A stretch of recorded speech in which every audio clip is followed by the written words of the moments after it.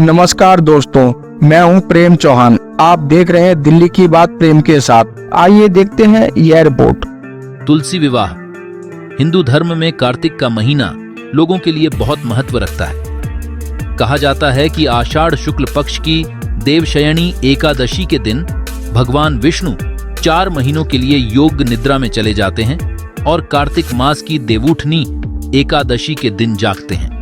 उनके जागते ही सभी तरह के शुभ और मांगलिक कार्य शुरू हो जाते हैं। इसके बाद उनका विवाह तुलसी से कराया जाता है।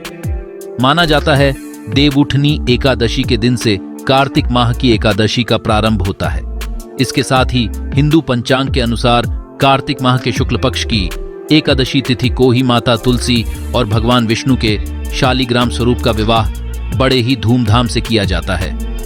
ऐसी मान्यता है कि तुलसी विवाह संपन्न करवाने से कन्यादान के समान फल मिलता है और मोक्ष के द्वार खुल जाते हैं। साथ ही तुलसी जी और शालिग्राम की कृपा से विवाह में आने वाली बाधाएं भी दूर होती हैं और शादीशुदा जीवन में भी खुशियां बनी रहती हैं। ज्यादातर लोग इस तिथि को करते हैं तुलसी का विवाह। ऐसा माना जाता है कि ज्यादातर लोग कार्तिक माह की द्वादशी तिथि के दिन तुलसी विवाह करते हैं। देवउठनी के समापन पर हर साल कार्तिक माह की शुक्ल पक्ष की द्वादशी तिथि पर प्रदोष काल का शुभ मुहूर्त बनता है। इसलिए इस मुहूर्त में भी लोग तुलसी माता का विवाह संपन्न कराते हैं। भगवान विष्णु से पहले इस असुर से हुआ था तुलसी का विवाह। ऐसा कहा जाता है कि पूर्व जन्म में तुलसी राक्षस कुल में जन्मी थी। उनका नाम वृंदा था, जो भगवान विष्णु की परम भक्त थी। वृंदा का विवाह दानवराज जलंधर से हुआ। जब जलंधर देवताओं से युद्ध कर रहा था तो वृंदा पूजा में बैठकर पति की जीत के लिए अनुष्ठान करने लगी। व्रत के प्रभाव से जलंधर हार नहीं रहा था। सारे देवता विष्णु जी के पास मदद के लिए पहुंचे और इस समस्या को हल करने की प्रार्थना की। तब भगवान विष्णु ने जलंधर का रूप धरा और वृंदा के महल में पहुंच गए। वृंदा ने अपने पति को देखा तो तुरंत पूजा से उठ गई।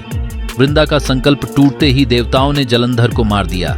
इस पर वृंदा ने कुपित होकर भगवान को श्राप दे दिया कि वे पत्थर के हो जाएं। सभी देवताओं में हाहाकार मच गया।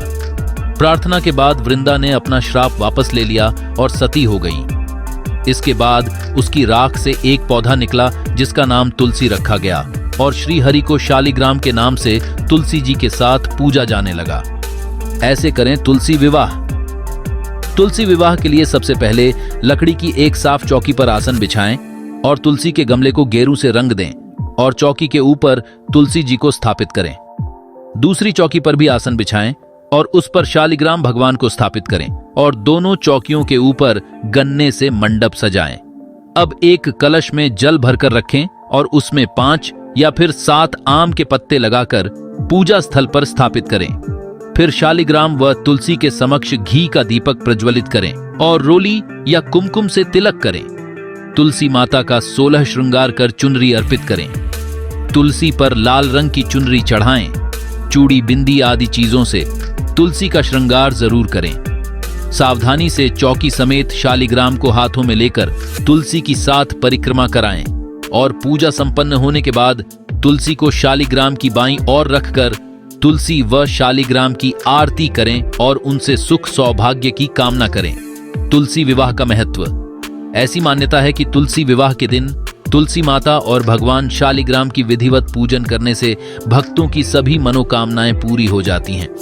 इससे भक्तों के घर में वैवाहिक जीवन में जीवन भर सुख समृद्धि बनी रहती है। साथ ही पति पत्नी में किसी भी तरह की कोई समस्या नहीं रहती है।